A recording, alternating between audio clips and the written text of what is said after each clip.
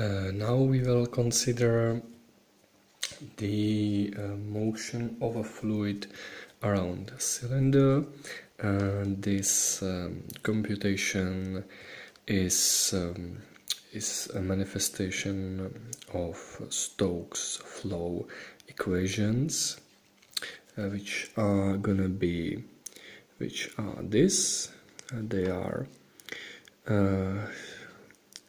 gradient of the pressure is dynamic viscosity Laplace V, and the second one is divergence of V is 0, and we are going to find a solution which is used a lot in practice when you want to compute you want to measure viscosity. The method is like this: you submerge a long cylinder in a fluid and then apply the rotation. This cylinder is rotating with omega, that's rotational angular velocity, and then the measurement is you measure the torque exerted by the shear forces on the surface of this cylinder, and from these forces you are able to calculate dynamic viscosity. And now I'm going to show you the formula or derive it, and the formula from these two equations.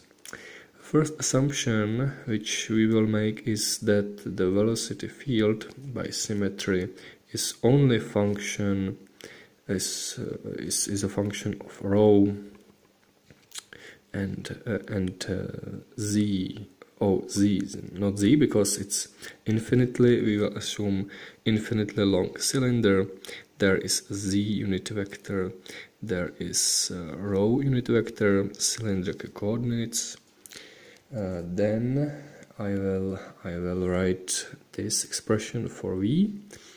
Why? Because the flow is always perpendicular to z and rho, so it should be just a function of phi, and this is some function of rho, because the velocity is changing.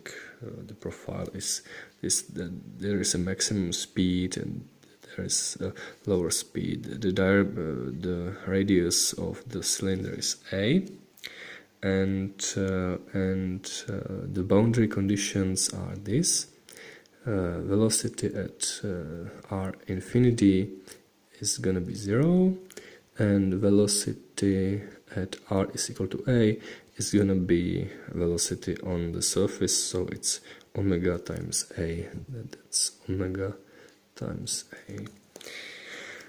These are the boundary conditions, and for the pressure, it's r is infinity, it's gonna be 0. These are the three boundary conditions. So then we will compute now the divergence, but the divergence is immediately 0, because the divergence of this equation satisfies this condition, because divergence of this is b with respect to rho hat dot this 0, and divergence of phi vector, if you remember our table from the video on Stokes drag, divergence of phi is also 0, so 0. This equation is true, so we will substitute this in this equation, so we will get this expression. Also, Laplacian of v can be computed as before, like double curl of v, because of the identity Laplacian and double curl, and this is 0 because of this equation. So this must be minus curl of v, which is, there is del rho hat cross this, which is exactly rho hat cross this is plus z, so it's plus, that's v with respect to rho plus z, and then there is plus and the second term is a curl of this, which is 1 over rho times z hat. So this is plus 1 over rho z hat, and this is v. So that's z hat. I will write. Yes, that's this. That is minus what? Minus something times z. I will write this for the something w. Z, w is function only of rho, and this must be because also the curl of this is 0, so it's gonna be v minus v with respect to rho hat cross z, which is rho cross z minus phi. So that's plus phi. Oh, that's it. And this is gonna be the pressure. It's gonna be the pressure, and 1 over eta gradient of pressure from this equation. And as you know, pressure has to be also function of rho and z, and because of the symmetry, it's just function of rho, but you can think the pressure is moving along z direction, so there can be z, but you will see that there is none, because if you compute this, because it cannot be a function of theta, otherwise it would be not a smooth function. So this is p rho hat plus p z hat, and this should equate to this, and you will see immediately that the only way how to make this true is make this 0 or make this 0 and this 0, because otherwise it would be not there is no equality otherwise. So pressure is constant, but the constant must be 0 at infinity, so the pressure is 0. The pressure is 0 everywhere, and this must be 0. So V is actually a constant. So V is a constant. You can tell the vorticity is constant, but never mind. Then obviously W is defined as this. So W, which is A, is equal to V R plus 1 over R B. That's easy to solve because it's Euler equation. First solution, it's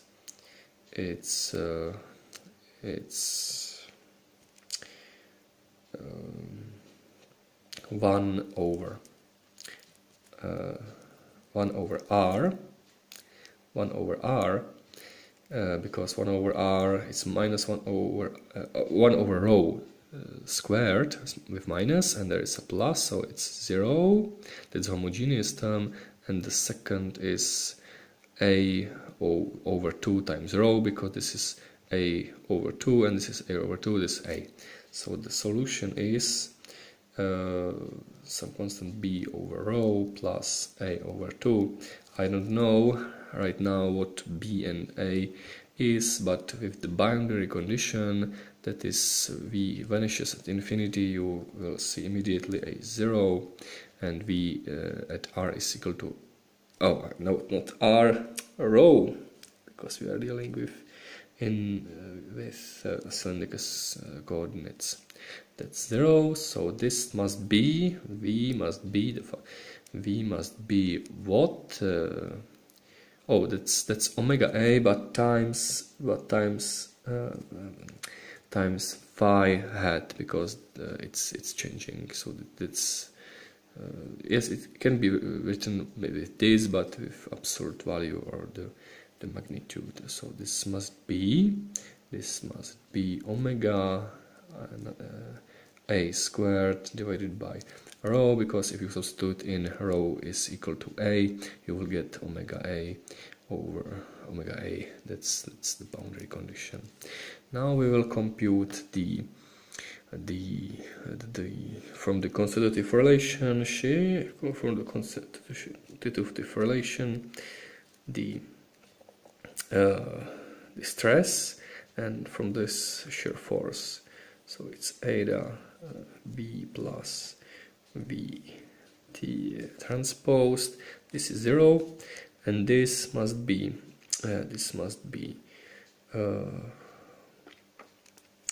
this. So we have to compute the oh, I'm sorry. Yes, that's correct. So v must be equal to omega a squared divided by rho times phi, which comes from this assumption. There it is, and I've substituted this function. Then I will compute the gradient of this, which is what? Which is gradient of v is equal to minus gradient of this, which is a squared over rho squared, and there is rho hat, phi hat, and the second term is to compute gradient of phi, which is, interestingly enough, which can be done also, but this has to be computed in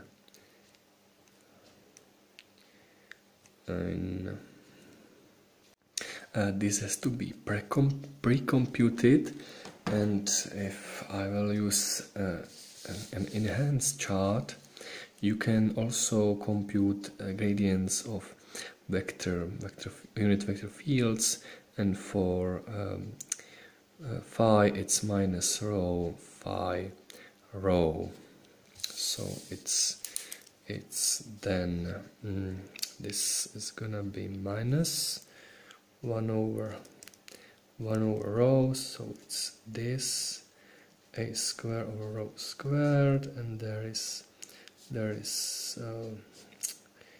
phi rho. Yes, exactly like this, and as you see, this is symmetric with respect to rho and phi.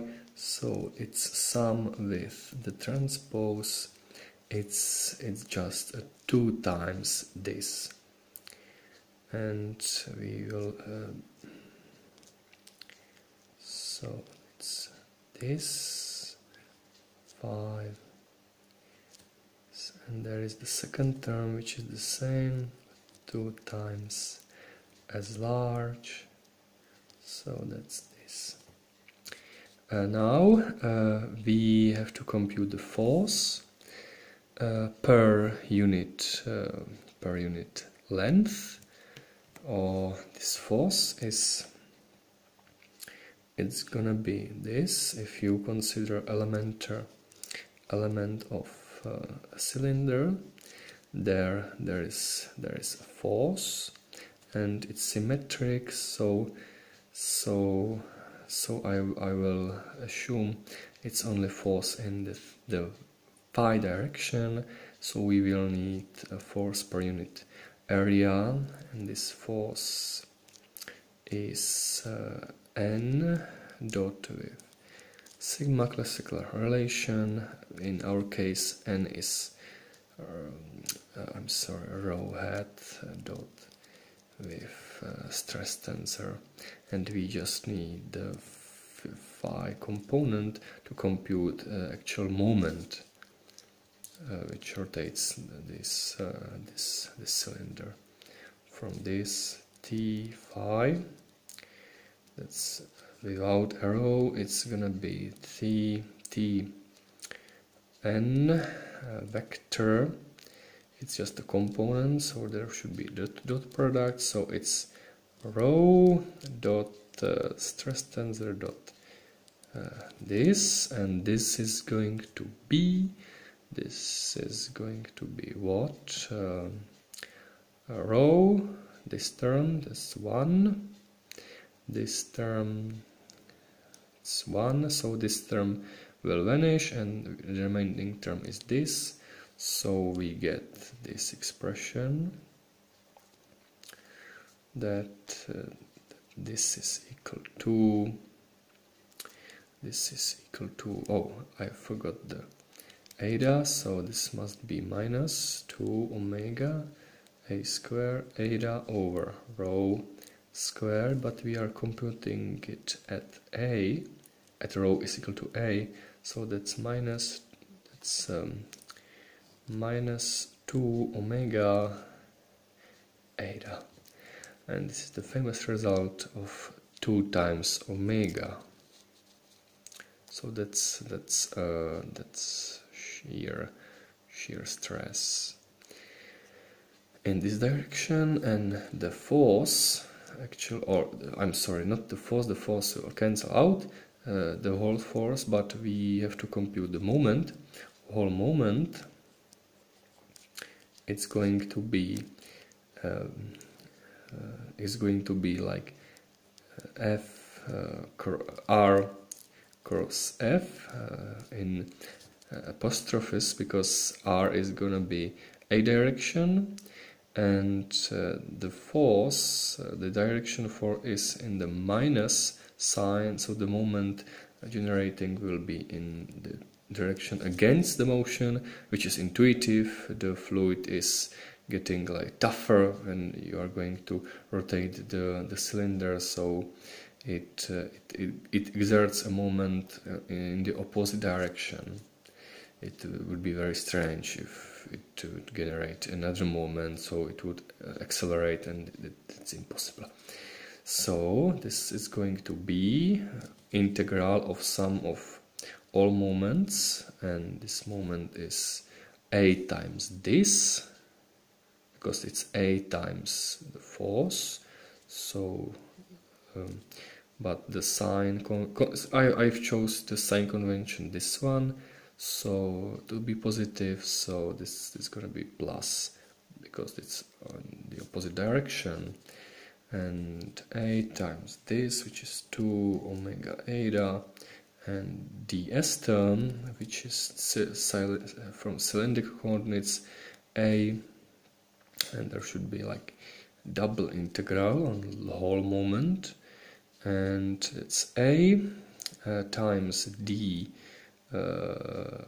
phi d z, and for now we will assume that the cylinder is fixed length, but it isn't, but it's an approximation, so there should be integral from 0 to L and 0 to pi, and there is a squared 2 omega eta and d phi d dz, and we will arrive at 4 pi, it's 2 pi times this, L a eta, and so the equation for moment is this, moment is 4 pi L a squared area, and from this you can compute actually the